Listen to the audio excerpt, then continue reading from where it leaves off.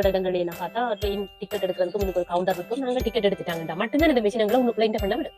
அப்ப இத்தனை ஸ்டேஷன் தாண்டி நாங்க வர போறோம்ன்ற ஒரு விஷயமும் இதுல தெளிவா முன்னுக்கு எங்களுக்கு பதிவிட்டு இருக்காங்க. நான் இங்க வந்து பார்த்ததுல முக்கியமான விஷயம் அதுதான். 2 டைல் வச்சிருக்கிற இடத்துலதான் வாசல் இருக்குது. இந்த ட்ரெயின் க்ளோஸ் பண்ற அதே டைமிங்க்கு வெளியில இருக்கிற கேட்டும் மூடப்படுது. மற்றவங்களை மதிக்கிற தன்மை இப்படி நிறைய விடயங்களை அடிக்கிட்டே போகலாம். அப்படி ஒரு ஆள் தான் எங்களுக்கு இந்த கிடைச்சிருக்கு. எங்களுடைய கூட வந்து இன்னைக்கு எங்களோட நாள் ஃபுல்லா எங்களுடைய கூட இருந்து ஃபுல்லாவே எங்களோட பயணத்தை சிறப்பாக இருக்கு. அதே நேரம் பெரிய ஒரு நம்பி அவருக்கு சொல்ல ஒண்ணு நான் இந்த இடத்துல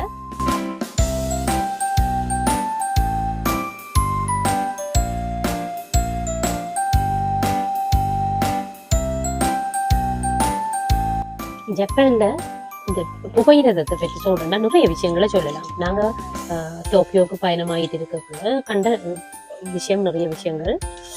இப்ப பாருங்க, இந்த இடத்துல நாங்க ட்ரெயினுக்காக ஒரு டிக்கெட் எடுக்கிறதுக்கு வெங்கட இடங்கள்ல எல்லாம் பார்த்தா ட்ரெயின் டிக்கெட் எடுக்கிறதுக்கு முன்னுக்கு ஒரு கவுண்டர் இருக்கும். நாங்க டிக்கெட் எடுத்துட்டு போறோம். ஆனா இங்க அப்படி இல்லை.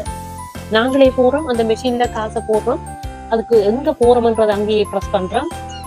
குழந்தைகள் என்ற அதுக்குரிய டிக்கெட்ஸ், பெரியாக்களுக்குரிய பெரியாக்களோட டிக்கெட் அதை போட்டுட்டு நாங்க அதுக்குள்ள அவன் தரப்படுற அமௌண்ட்டை போட்டுட்டு எடுத்துட்டு டிக்கெட்டை நாங்களே தான் போயிடுறோம்.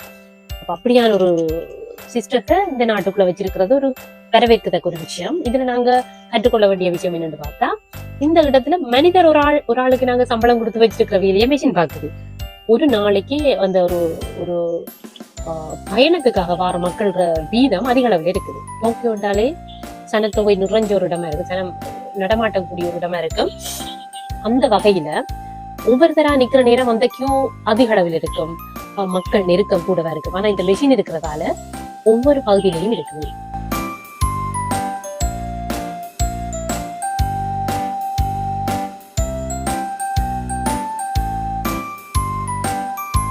இப்ப நாங்க பாக்குறோம், அந்த எடுத்த டிக்கெட்டை நாங்க இங்க காட்டப்படுற அந்த மெஷின்ல போட்டா அடுத்த பக்கத்துல அந்த மெஷின்ல இந்த டிக்கெட் வெளியில வரும். அதுல ஒரு மார்க் கொண்டு வைக்கும். இவங்க டிக்கெட் எடுத்துட்டாங்கடா மட்டும்தான் அந்த மெஷின் எங்களை உள்ளுக்குள்ள இந்த பண்ண விடும்.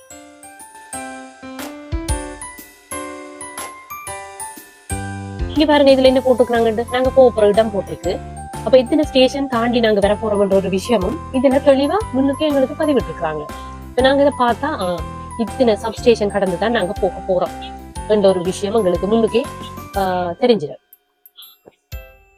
இன்னொரு விஷயம், இதுல ஜப்பானியர்கள் என்றாலே உடல் உழைப்பு, அதாவது உங்களோட ஜப்பான் நாடு முழுசா நம்பி இருக்கிறது. ஒவ்வொரு நாடும் ஒவ்வொரு பொருளாதாரத்துல உயர்வா இருக்குது. எங்களோட நாட்டை எடுத்துக்கொண்டா நாங்க சுற்றுலாத்துறையில அதிக அளவான வெளிநாட்டை வர்ற ஹவர் ஒரு இடமா இருக்குது. அதிக அளவு தேயிலையால ஏற்றுமதி பொருட்கள், தேயிலை, ரப்பர், தென்னை, அப்படி ஆடை உற்பத்தி, அப்படி நிறைய விடயங்களை நாங்க பார்த்துக் கொள்ளலாம். ஆனா ஜப்பான் என்ற ஒரு நாடு உலகத்திலே அதிக அளவு உடல் உழைப்பை மட்டும் நம்பி இருக்கிற நாடு கூடுதலா ஜப்பான் தான் எல்லாரும் கேட்டா சொல்லுவாங்க. அது உண்மையும் கூட. நான் இங்க வந்து பார்த்ததுல முக்கியமான விஷயம் அதுதான். வாங்க நாங்க முதல்ல இந்த ட்ரெயினை பற்றி கொஞ்சம் பார்ப்போம். நீங்க பார்த்துட்டு இருக்கிறத பாருங்க, இந்த ட்ரெயின் வந்து நிக்கக்குள்ள பாதுகாப்பு மாதிரி 2 சைட்லயும் இவ்வாறான ஒரு வேலிகள் மாதிரி ஒரு கட்டுமானம் ஒன்று இருக்குது. அதுல ட்ரெயின் வந்து நிக்கிற கதவும் இந்த நாங்க இங்க இருந்து போற ஒரு வாசல் ரெண்டும் ஒரே இடத்துல சந்திக்கிற ஒரு இடத்துலதான் இந்த வாசல் வருது. அப்ப இங்க கூடுதலான ட்ரெயின்ல வந்து ஏற்படுற அபாயங்களை குறைக்கிற விதமான ஒரு விஷயம் இங்க இதுல இருக்குது பாருங்க.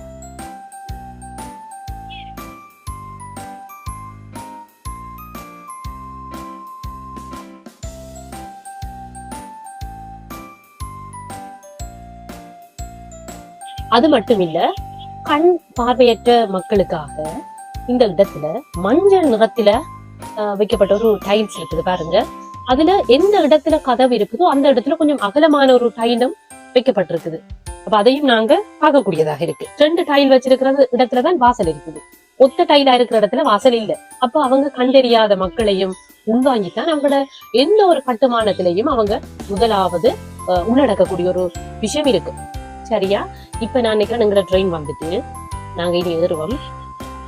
பாருங்க, இப்ப இந்த ட்ரெயின் வந்து நின்றது உடனே இந்த வெளியில இருக்கிற வாசல் ஓட்டோவா திறக்குது. அப்ப மக்கள் உள்ளுக்கு போறாங்க இந்த ட்ரெயினுக்குள்ள ஏறுறதுக்கு. இப்ப பாருங்க, இந்த ட்ரெயின் க்ளோஸ் பண்ற அதே டைமிங்க்கு வெளியில இருக்கிற கேட்டு மூடப்படுது. இப்படியான ஒரு தொழில்நுட்பம் தான் இந்த ஜப்பான் நாட்டிலேயே தொழில்நுட்பத்துக்கு பேர் போன ஒரு நாடு ஜப்பான். அந்த அளவுல அவங்களுக்கு தொழில்நுட்பம் பெரிய அளவுல வேலை செய்துண்டா இங்க உள்ள மக்கள் ஒவ்வொரு பழக்க வழக்கங்கள், இந்த மக்கள் கடைபிடிக்கிற நேர முகாமைத்துவம், சின்ன வயசுல இருந்தே அவங்க நல்ல ஒழுக்கமான ஒரு மக்களா வாழ்றதுக்குரிய ஒரு அடிப்படை கல்வி, தொழில் கல்வி, மற்றவங்களை மதிக்கிற தன்மை, இப்படி நிறைய விடயங்களை அடிக்கிட்டே போகலாம். இவை எல்லாமே உலகத்திலேயே ஜப்பான்ல மட்டும்தான் நான் கண்டிருக்கிற ஒரு விசேடமான ஒரு பண்பா இருக்கும். இங்க ஒரு சின்ன மனிதர், அந்த சின்ன குழந்தையில இருந்து பெரியாக்கள் வரைக்கும் மற்றவங்களுக்காக உதவி செய்வாங்க. நாங்க ஒரு பொது இடத்துல போயிட்டு ஒரு விஷயம் தெரியாண்டா ஓடி வருவாங்க எங்களை உதவி செய்ய, விழுந்து விழுந்து உதவி செய்வாங்க. அப்படி ஒரு ஆள் தான் எங்களுக்கு இன்றைக்கு கிடைச்சிருக்கு. இந்த எங்களோடைய கூட வந்து இன்றைக்கு எங்களோட நாள் ஃபுல்லா எங்களோடைய கூட இருந்து ஃபுல்லாவே எங்களோட பயணத்தை சிறப்பாக்கி இருக்கு. அதே நேரம் பெரிய ஒரு நன்றி அவருக்கு சொல்ல ஒண்ணு. நாங்க இந்த இடத்துல நாங்க என்ன சாப்பிட்டாலும் அவர் அந்த சாப்பாட்டை, நான் அவர்கிட்ட நிறைய விஷயம் இன்றைக்கு படிச்சிருக்கிறேன், எந்த ஒரு சாப்பாட்டையும் வீணாக்க மாட்டேன். ரைட், அதை விட எங்கேயால ஒன்று பாருங்க, இந்த தெரியுது நான் இப்ப சொன்ன பாதுகாப்பு கடவையை பாருங்க. இந்த ட்ரெயின் ஸ்டேஷன் முடியும் வரைக்கும் 2 சைட்லயும் அந்த பாதுகாப்பு கடவை இருக்குது. அதுக்கு காரணம் ஜப்பானியர்கள் அந்த ஒரு உயிரை கூட மதிச்சு, எந்த ஒரு உயிரும் வீணாக இறந்து விட கூடாதுன்றதுக்காக, பாதுகாப்புக்காக. இப்ப எங்கட இலங்கையை எடுத்து பார்த்தா கூடுதலா வெள்ளவத்தை, அப்படி கூடுதலான சன நெருக்கம் இருக்கிற இடங்கள்ல எல்லாம் கூடுதலா ஒரு பாதுகாப்பற்ற கடவை, போயிடுற கடவை தான் இருக்கு.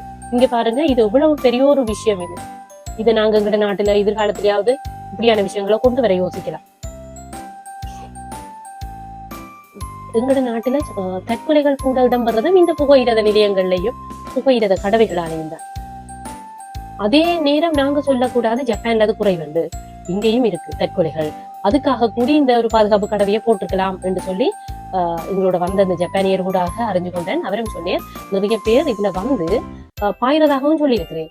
ஏனென்றா ஜப்பான் மக்களை பொறுத்த வரைக்கும் கூடுதலா உழைப்பு என்று சொல்லி நேரத்தை ஃபுல்லா அவங்களோட ஏர்னிங்லேயே, அவங்களோட வேலைகள்லேயே செலவுறதால அவங்க நிறைய அளவு மன அழுத்தத்துக்கு உள்ளாகிறதாலையும் இந்த சூசைட் பண்ற விஷயமும் இங்க இருக்கு.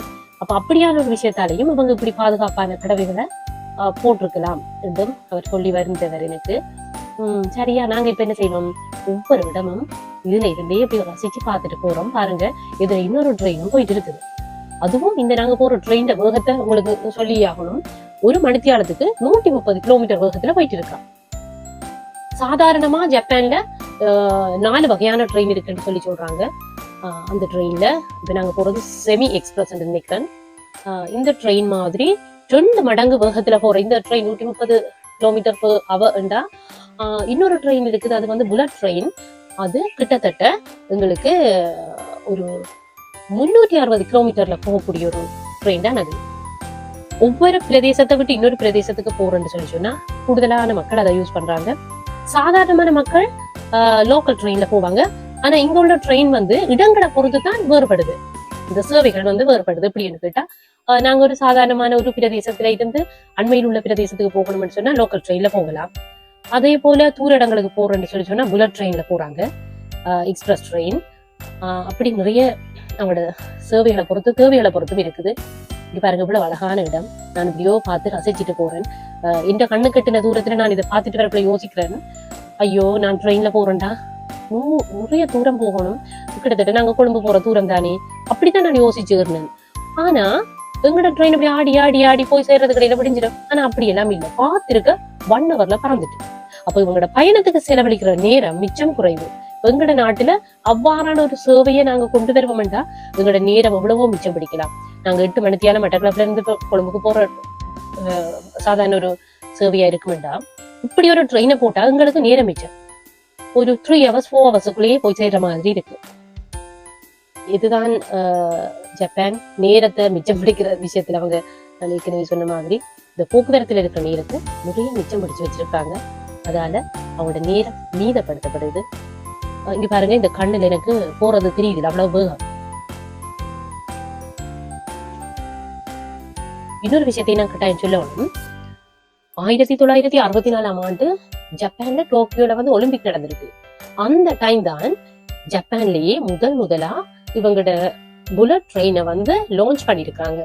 அந்த ட்ரெயின் 64ஆம் ஆண்டு லான்ச் பண்ணதுக்கு பிறகு அவங்க மெட்ட ஏனைய சேவைகளையும் தொடர்ச்சி அவங்க செய்திருக்காங்க. அப்ப இவ்வளவு காலமா அவங்களோட அந்த தொழில்நுட்பம் இருந்திருக்குன்றதையும் அவங்க அப்பவே அந்த நேர முகாமைத்துவத்தை கடைபிடிச்சு வந்திருக்காங்கன்ற விஷயத்தையும் நாங்க அறியக்கூடிய மாதிரி இருக்கு. நானும் அப்படியோ இந்த வீடியோவை பார்த்துட்டு இப்படி இடங்களை பார்த்துட்டு போய் கண் மூடி முழிக்கிறதுல இடம் வந்துச்சு. அப்ப பாருங்க, எங்களுக்கு டிராவலிங்லயே ஒரு ஆசை வருது இந்த நாட்டுல. ஏனடா ஏன் இவ்வளவு தெரியல போய் இந்த ட்ரெயின் சேர்ந்ததோன்ற மாதிரி இருக்கு. அப்படியான ஒரு பயணத்துல இன்னைக்கு உங்களையும் சேர்த்திருக்கிறேன். நிறைய விஷயங்களை சொல்லிட்டே போகலாம். எனக்கு